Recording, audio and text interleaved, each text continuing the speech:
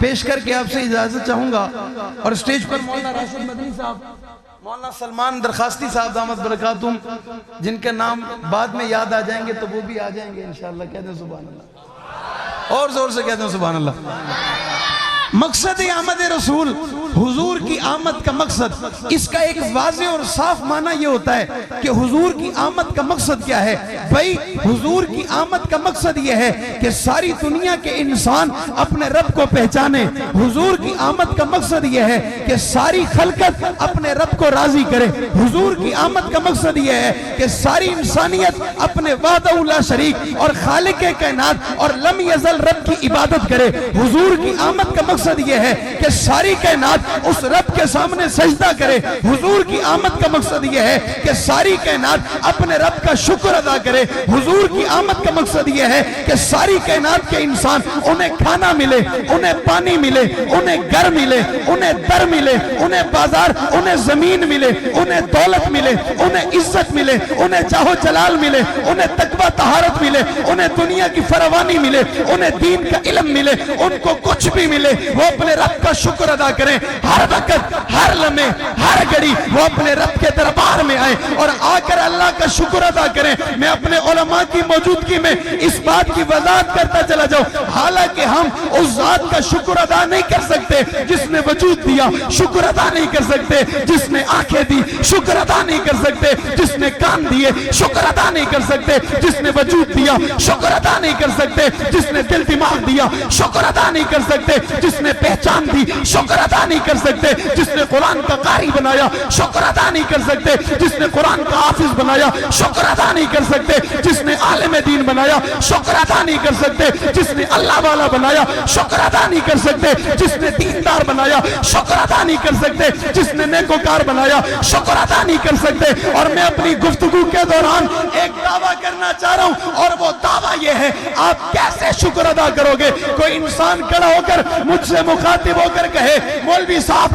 اللہ نے مجھے آنکھ دی، میں اس آنکھ کا شکر ادا کر سکتا ہوں، کان کا شکر ادا کر سکتا ہوں، دل دماغ کا شکر ادا کر سکتا ہوں، تو میں اپنے علماء کی موجودگی میں کہوں گا میرے اکابرین کا پڑھایا ہوا سبق ہے، اگر یہ ساری زندگی سر سجدے میں رکھ کر عبادت کرتا رہے تب بھی رب کے ایک احسان کا شکر ادا نہیں کر سکتا. اللہ کے ایک احسان کا شکر ادا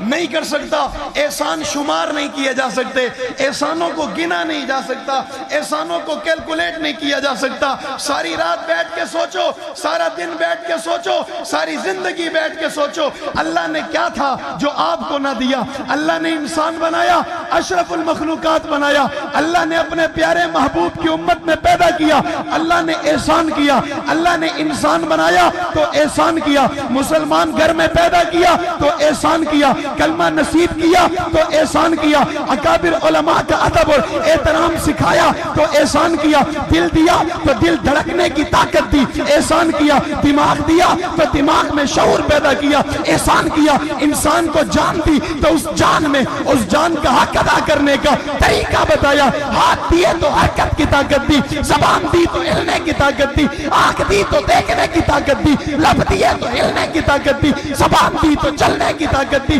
ہاتھ دیے تو حرکت کی طاقت دی، پاؤں دیے تو چلنے کی طاقت دی. ارے کس نعمت کا شکر ادا کرے گا؟ تیرے پاس وقت نہیں ہے، تیرے پاس لمحہ نہیں ہے، تیرے پاس گھڑی نہیں ہے، تیرے پاس ٹائم نہیں ہے. آنا اس پیغمبر کے احسانوں کا شکریہ ادا کر کہ جس نے اس وقت کہا تھا اللہ میری امت، اس وقت کہا تھا ربا میری امت، اس وقت کہا تھا مولا میری امت. اور جاتے جاتے امام الانبیاء اپنے رب سے کہتے ہیں ربا میرے چلے جانے کے بعد، پردہ کرنے کے بعد، رخصت ہونے کے بعد میری امت کا کیا بنے گا؟ تو رب کہتے ہیں وَلَسَوْفَ يُعْطِيكَ رَبُّكَ فَتَرْضَىٰ، میرے محبوب تجھے راضی کروں گا، میرا پیارا تجھے راضی کروں گا، کالی کملی والا تجھے راضی کروں گا، آمنہ کا لال تجھے راضی کروں گا، عبداللہ کا لخت جگر تجھے راضی کروں گا، ساقی کوثر تجھے راضی کروں گا، شافی معاشر تجھے راضی کروں گا،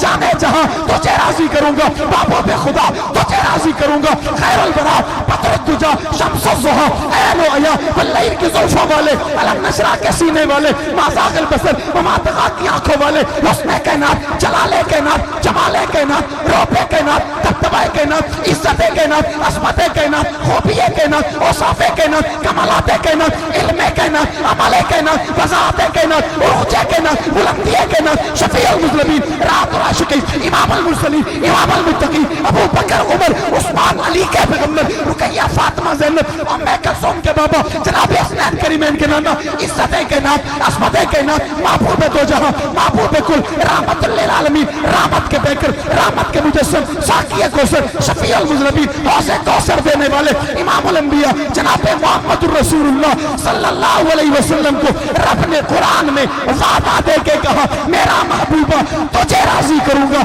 میرا پیارا تجھے راضی کروں گا، میرا سونا تجھے راضی کروں گا، میرا دل کہتا ہے، میرے اکابرین نے مجھے سبق پڑھایا اور معبود کی دنیا میں یہ تمنا پردہ کرنے کے بعد تمنا اور میدان معاشر میں سب سے بڑا سوال یہ ہوگا اللہ میں راضی اس وقت ہو جاؤں گا جب میری امت جنت میں چلی جائے گی، میں اس وقت راضی ہو جاؤں گا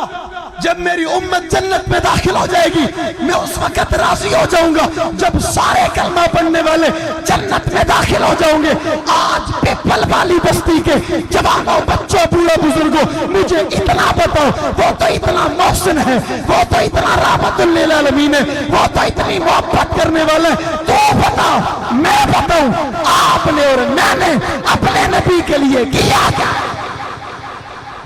کیا کیا ہے؟ میرے پاس اس پیغمبر کی تعلیمات کے لیے وقت نہیں ہے، اس کی سیرت کے لیے وقت نہیں ہے، اس کے کردار کا مطالعہ کرنے کے لیے وقت نہیں ہے، اس کے پیغام پر عمل کرنے کے لیے وقت نہیں ہے، اس کی سنتوں پہ عمل کرنے کے لیے وقت نہیں ہے، اس کے بتائے ہوئے طریقے